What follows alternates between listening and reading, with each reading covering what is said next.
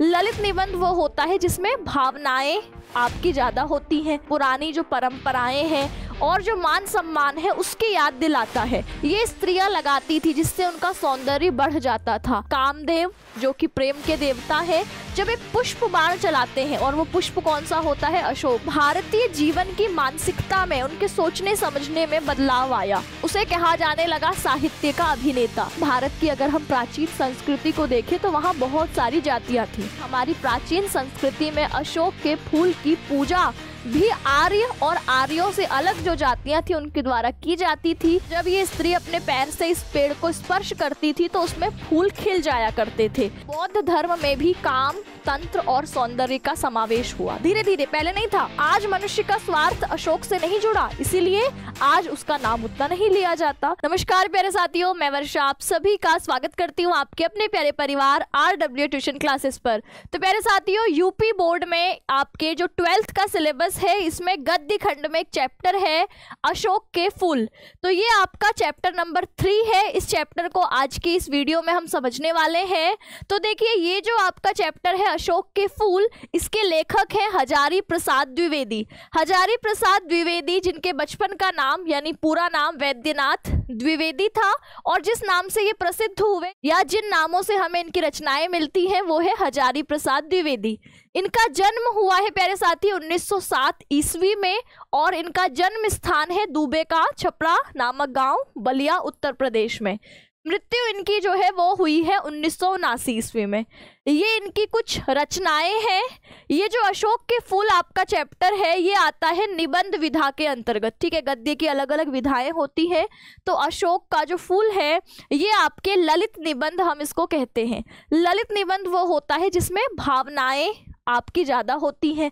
तो यहाँ पर ये जो निबंध है ये भी भावनाओं पर आधारित है, इसीलिए इसको ललित निबंध विधा के अंतर्गत हम रखते हैं। तो चलिए शुरुआत करते हैं।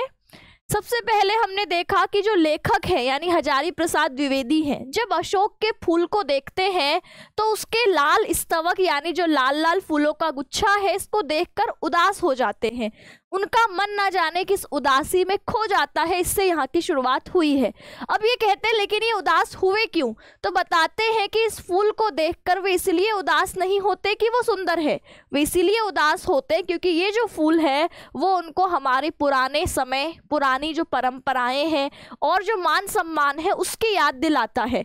यानी इस फूल से जुड़ी हमारी एक प्राचीन जो संस्कृति है उसके बारे में सोचकर लेखक का मन उदास हो जाता है, जब इस फूल को बड़े सम्मान से आपके समाज में देखा जाता था। फिर ये सोचते हैं कि जो कालिदास जैसे कवि हैं इन्होंने ही आपके इस फूल का वर्णन सौंदर्य, श्रृंगार और प्रेम के प्रतीक के रूप में किया था। कवि कहते हैं कि जब वृक्ष में, इस वृक्ष को जब स्त्रियां अपने नुपुर युक्त यानी पायल पहने हुए चरणों से कोमल आघात करती हैं तो ये फूल खिल उठता है, ऐसा कालिदास ने अपने साहित्य में वर्णन किया है। साथ ही स्त्रियों के कर्णावतंस यानी कान की बालियों के रूप में, साथ ही बालों में ये स्त्रियां लगाती थी जिससे उनका सौंदर्य बढ़ जाता था। तो यानी कालिदास के साहित्य में इस फूल को बड़ा सौंदर्य युक्त करके, प्रेम युक्त करके दिखाया गया है। और ये कहते हैं कालिदास से पहले इस फूल को उतना कोई नहीं जानता था, लेकिन कालिदास के बाद, कालिदास के साहित्य के बाद ये फूल जो है वो बहुत प्रसिद्ध हुआ। लेकिन अचानक ही फिर ये फूल जो है वो साहित्य से धीरे धीरे गायब होता है, ये बात भी उन्होंने बताई है। कहा जैसे ये अगर हम यहाँ पर कालिदास का साहित्य देखें तो इसमें जो शिव जैसे योगी हैं उनके मन में भी यह जो फूल है ये हलचल पैदा कर देता है। तो कैसे? कामदेव जो कि प्रेम के देवता है, जब एक पुष्प बाण चलाते हैं, और वो पुष्प कौन सा होता है? अशोक। तो यहाँ पर पुष्प बाण से शिव के मन में भी हलचल हो जाती है, यानी उनके मन में भी प्रेम की भावनाएं जाग जाती हैं, क्योंकि कामदेव देवता का काम ही है लोगों के मन में प्रेम को जगाना। तो यानी कि ये अशोक का फूल केवल एक प्राकृतिक फूल नहीं था, बल्कि हमारी सांस्कृतिक रस का पुष्प था जिसमें प्रेम और सौंदर्य था। यानी इस फूल से जुड़ी अनेक कहानियां हमारी प्राचीन संस्कृति में देखने को मिलती हैं। लेकिन ये फूल अचानक से गायब हो गया। कब? तो कहते हैं, लेखक बताते हैं कि जैसे ही भारत में मुस्लिम सत्ता आई है ना, उनका आक्रमण आपके मुगलों का हुआ, तो भारतीय जीवन की मानसिकता में, उनके सोचने समझने में बदलाव आया। अशोक जैसे भावनात्मक और सौंदर्य परक प्रतीक चुपचाप साहित्य से उतर गए। यानी आपके जब मुगलों का आक्रमण भारत पर हुआ तो धीरे धीरे अशोक के फूल को लोग भूलने लगे, है ना। उससे अब उस प्रकार का संबंध नहीं रहा जैसे कि हमारी प्राचीन संस्कृति कालिदास के साहित्य में देखने को मिलता है। फिर कहते हैं, लोग उसका नाम तो उस वक्त भी लेते थे, पर भावनात्मक जुड़ाव और आदर अब धीरे धीरे गायब हो गया। अब अशोक का वह महत्व नहीं रहा, उसे कहा जाने लगा साहित्य का अभिनेता। जैसे कोई अभिनेता रंगमंच में आपके पर्दे पर आता है और अचानक से निकल जाता है, बिल्कुल ऐसे ही अशोक का फूल भी आया, थोड़े टाइम के लिए लोगों के बीच फेमस हुआ, प्रसिद्ध हुआ और फिर अचानक से निकल गया। तो ये आपके अशोक के फूल के बारे में लेखक ने बताया।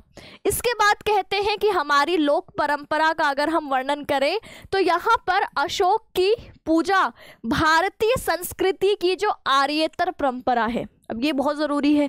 यहाँ पर कहा इन्होंने, भारत की अगर हम प्राचीन संस्कृति को देखें तो वहाँ बहुत सारी जातियाँ थी। एक तो आर्य जाति तो है ही, लेकिन भारत के इतिहास में केवल एक जाति आर्य जाति नहीं थी, इसके अलावा भी बहुत सारी जातियों का जिक्र करते हैं जिनको इन्होंने आर्य इतर यानी आर्यों से अलग जातियाँ कही। ये है यक्ष जो कि धन के देवता, गंधर्व जो कि संगीत नृत्य के देवता कहे जाते थे। तो इनका वर्णन भी हमें भारतीय संस्कृति में देखने को मिलता है। कहा ये हमें पता कैसे चला? तो अभी हमारे जितने प्राचीन स्थल हैं जैसे भरहुत, सांची, बोधगया में ऐसी कुछ मूर्तियां मिली हैं जिसमें अशोक वृक्ष के नीचे संतान कामिनी यानी संतान चाहने वाली स्त्रियां पूजा करते हुए इन मूर्तियों में दिखाई गई हैं। तो हमें पता चलता है कि हमारी प्राचीन संस्कृति में अशोक के फूल की पूजा भी आर्य और आर्यों से अलग जो जातियां थी उनके द्वारा की जाती थी। खास तौर पर संतान चाहने वाली स्त्रियां इस वृक्ष की पूजा किया करती थी। कहते हैं इन स्त्रियों को वृक्षों के पैरों से स्पर्श करते दिखाया गया है, जिससे अशोक में दोहद हुआ करता था। यानी दोहद का मतलब है जब ये स्त्री अपने पैर से इस पेड़ को स्पर्श करती थी तो उसमें फूल खिल जाया करते थे। यह वृक्ष, अशोक के वृक्ष और नारी के बीच एक तरीके का आध्यात्मिक यानी आंतरिक और प्रजनन से जुड़ा गहरा संबंध यहाँ पर ये घटना या ये कहानी हमें दिखाती है। तो यानी इन्होंने अशोक के फूल का सौंदर्य स्त्री के सौंदर्य से जोड़ा कि किस प्रकार स्त्रियां अपने कान में, अपने बालों में इस फूल को सजाती थी। इसके अलावा इन्होंने दिखाया कि संतान चाहने वाली स्त्रियां इस पेड़ की पूजा किया करती थी। आर्यों से अलग जो जाति थी भारत में, वे भी आपके इस पेड़ की उपासना करते हुए दिखाई गई है। तो इस फूल से हमारे कितनी सारी चीजें जुड़ी हुई थी ये इस कहानी में दिखाया है। इन्होंने कामदेव के साथ भी अशोक का संबंध दिखाया है कि जो कामदेव, जिनका नाम इसमें कंदर्प भी आया है, इनके पास 5 पुष्प बाण होते हैं और ये पुष्प बाण से जब किसी पर वार करते हैं, जैसे ये आपका हृदय है, आप ऐसे तीर चलाते हुए दिखाते हैं ना, तो ये कामदेव का क्या है? पुष्प रूपी बाण है। और ये जब किसी पर पड़ता है तो उसके मन में प्रेम वाली भावनाएं जागती हैं। जैसे आप बायोलॉजी में कहते हैं भाई ये हार्मोन्स के कारण आपके जो है ये लव हार्मोन है और इसके सीक्रेट होने के कारण ये फीलिंग आती है। तो ऐसे ही साहित्य में कामदेव है जिनके पास 5 पुष्प बाण हैं और जब ये किसी पर चलाते हैं तो उसके मन में प्रेम की भावनाएं जन्म लेती हैं। तो कामदेव के पास जो 5 पुष्प बाण थे उनमें से एक भी अशोक का फूल था। तो यह फूल प्रेम, कामना और रति कला का प्रतीक रूप में भी कहानी में दिखाया गया है। कहा समय के साथ देखें तो जैसे बौद्ध धर्म अपने आप में जो संसार की जितनी चीजें हैं उनसे दूर हटकर योग की बात करता है, वैराग्य की बात करता है, लेकिन धीरे धीरे इस अशोक के फूल ने यानी आपके प्रेम और सौंदर्य ने बौद्ध धर्म में भी अपनी जगह बना ली। तो कहा बौद्ध धर्म में भी काम, तंत्र और सौंदर्य का समावेश हुआ धीरे धीरे, पहले नहीं था, लेकिन अशोक के फूल की कोमलता, उसके सौंदर्य और कामदेव के जादू ने धीरे धीरे यहाँ पर भी अपना जगह बनाई। और जो शैव और शाक्त मार्ग है जिसमें वैराग्य यानी योग ज्यादा होता था, उसमें भी यहाँ पर अशोक और अन्य पुष्पों का तांत्रिक योग बढ़ा। तो लेखक को आश्चर्य होता है कि एक वैराग्य प्रधान धर्म धीरे धीरे ये भी भोग और सौंदर्य की तरफ झुक गया। यानी हमारी संस्कृति में धीरे धीरे कैसे कैसे परिवर्तन आने लगे। सांस्कृतिक विविधता और मिश्रण, कहा जैसे भारत है, भारत में केवल ऐसा नहीं था कि आर्य ही थे, यहाँ पर असुर भी एक जाति है जो कि आर्यों से क्या करती थी, युद्ध करती थी प्राचीन समय में, है ना। तो आर्यों के साथ जिसका विरोध था वो असुर जाति थी, इसीलिए असुरों को राक्षसों की तरह बुरे रूप में दिखाया गया है। और इसके अलावा और भी जाति थी, यक्ष, गंधर्व, नाग, शक, हूण, अप्सराएं, तो ये सब मिलजुल कर रहते थे। यक्ष, आपके जो आर्य लोग थे उन्होंने इन सब जातियों के साथ तो आपस में तालमेल बिठा लिया था, लेकिन असुरों के साथ अक्सर आर्य जाति का विरोध रहा था, इसीलिए इसको थोड़ा सा नकारात्मक तरीके से भी यहाँ पर दिखाया जाता है। जैसे रविंद्रनाथ टैगोर ने क्या कहा है, भारत को महामानव समुद्र समझते हैं, जिसमें हर संस्कृति, जाति, पूजा पद्धति घुल मिल गई है। यानी जिसको आज हम भारतीय संस्कृति या सनातन संस्कृति कहते हैं, तो इन्होंने कहा भारत की अगर हम प्राचीन कहानियां देखें तो उसमें ना जाने कितनी अलग अलग जातियां, उनकी अलग अलग संस्कृति, भाषा, रीति रिवाज आकर के भारत में मिल गए, और वे सब मिला जुला रूप ही आज भारतीय संस्कृति के रूप में जाना जाता है। जैसे अनेक नदियां जाकर सागर में मिल जाती हैं, ऐसे ही भारत में अनेक जातियां आई और इनकी अपने अपने तौर तरीके, रीति रिवाज, संस्कृतियां मिल करके भारतीय संस्कृति कहलाई। तो कहा आज की जो हिंदू संस्कृति है ये भी आर्य और जो आर्यों से इतर यानी जो अन्य जातियों की परंपराएं हैं उसका मेल है, जिसमें वैदिक यज्ञ के साथ साथ यक्ष और गंधर्वों की पूजा आदि भी शामिल होती है। फिर कहा समय की निर्ममता और भूल जाने का स्वभाव। अब इन्होंने समय को महाकाल कहा है। महाकाल मतलब ऐसी शक्ति जो सब कुछ नष्ट कर सकती है ना। आपके शिव भी महाकाल के रूप में, संहारक के रूप में जाने जाते हैं, और समय भी ऐसा ही है, समय सब कुछ धीरे धीरे नष्ट कर देता है। तो कहा यहाँ पर समय को, महाकाल को बड़े निर्मम तरीके से, निर्मम यानी जिसमें बिल्कुल दया ना हो, ऐसे तरीके से दिखाया है। यह केवल उन्हीं चीजों को बचाता है जिसमें जिजीविषा यानी जीने की इच्छा इसके लिए आवश्यक है। यानी जो मनुष्य के जीने के लिए आवश्यक है, समय केवल उन्हीं को बचाता है। बाकी तौर तरीके, रीति रिवाज, परंपराएं तो बदलती रहती है। कहा बाकी चाहे वो त्योहार हो, व्रत हो, धर्माचार हो, रस संस्कृति हो, सबको बहा देता है। यानी हमारे जो पूर्वज थे उनके तौर तरीके रहने के अलग होंगे, खान पान अलग होगा, उनका पहनावा अलग होगा, और आज अलग है। तो यानी मनुष्य तो वही है, लेकिन उन आपकी संस्कृति में, त्योहारों में, व्रतों में, धर्माचारों में, यानी धर्म का आचरण करने में, हम लोग मंदिर जाते हैं, वो लोग यज्ञ करते थे, तो इन सब में आप परिवर्तन देखते हैं। तो कहा समय क्या है, केवल उन चीजों को बचाता है जिसमें मनुष्य के जीने की इच्छा शामिल है, बाकी अन्य जो है उनको समय बहा ले जाता है। यानी धीरे धीरे वे चीजें बदलती चली जाती हैं, खत्म होती चली जाती हैं। कहा ऐसे ही अशोक को देखो भाई, अशोक का फूल उस संस्कृति में ज्यादा महत्वपूर्ण रहा होगा, तो इसलिए वो हमें उस समय पर एक इम्पोर्टेंट स्थान पर दिखता है। लेकिन धीरे धीरे समय बदलता है, तो हमेशा हर कोई जो है आपके महत्वपूर्ण स्थान पर रहे ऐसा तो नहीं होता, चीजें बदलती हैं। तो कहा अशोक आज भी मस्त है और वैसा ही है जैसे पहले था। अगर अशोक के फूल को देखें, पेड़ पर उसको देखें, तो वो तो वैसा ही लाल रंग का तब भी खिल रहा था गुच्छे रूप में, आज भी वैसा ही खिल रहा है ना। यानी कहा कि पर मनुष्य की दृष्टि अब उसको लेकर बदल गई है।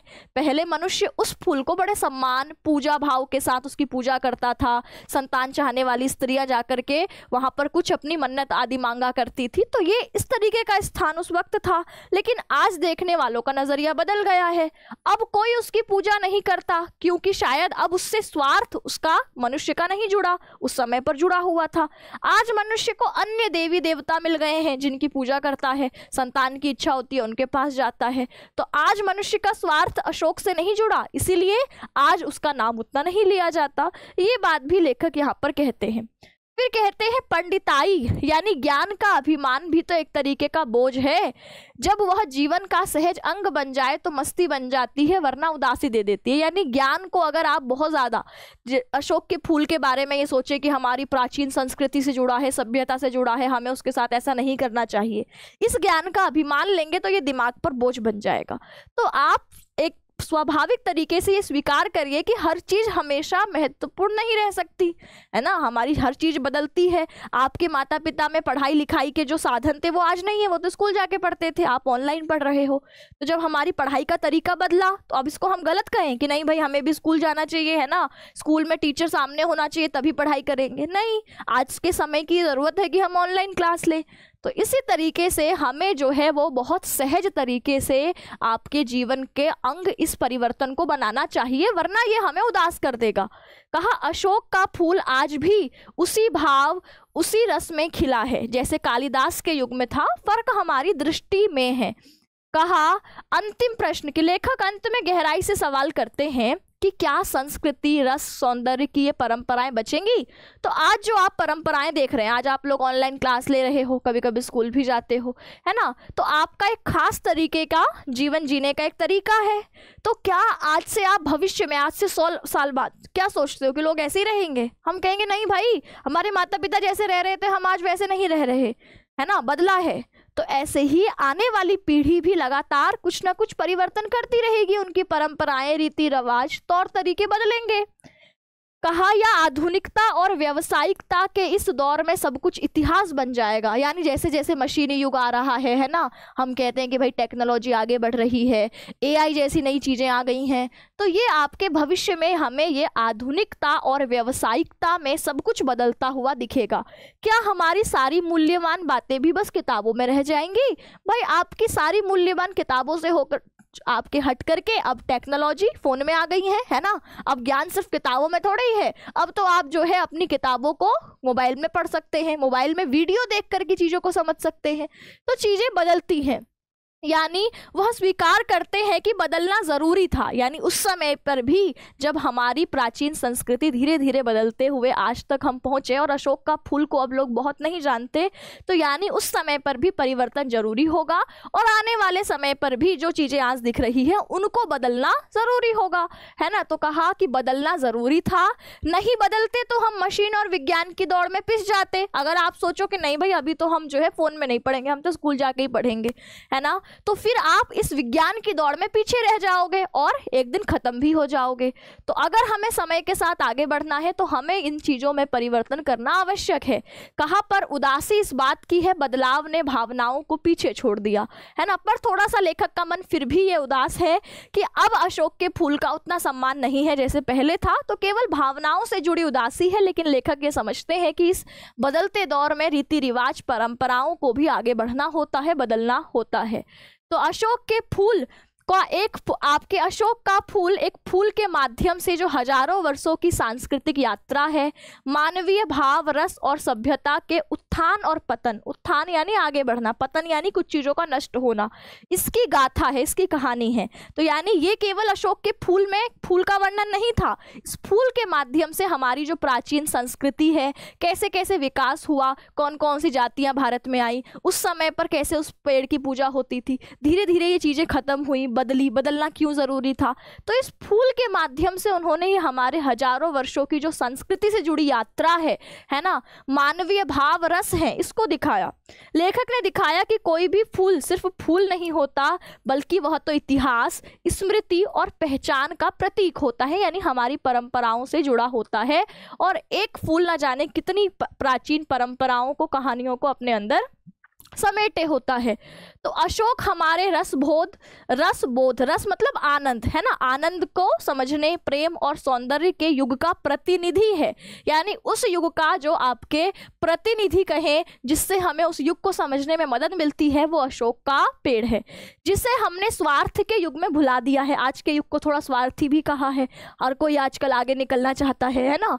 तो इस तरीके से कहा, इस पूरे निबंध का मर्म यही है, यानी निचोड़ यही है कि फूल तो आज भी वैसे ही है, पर उन्हें देखने वाली आंखें और समझने वाला दिल अब वैसे नहीं रहे। तो ये आपके इस निबंध का अंत था। उम्मीद करती हूँ कि ये अशोक का फूल चैप्टर आपको समझ में आया होगा। आपको कमेंट सेक्शन में ये बताना है कि आपको आपकी वीडियो कैसी लगी।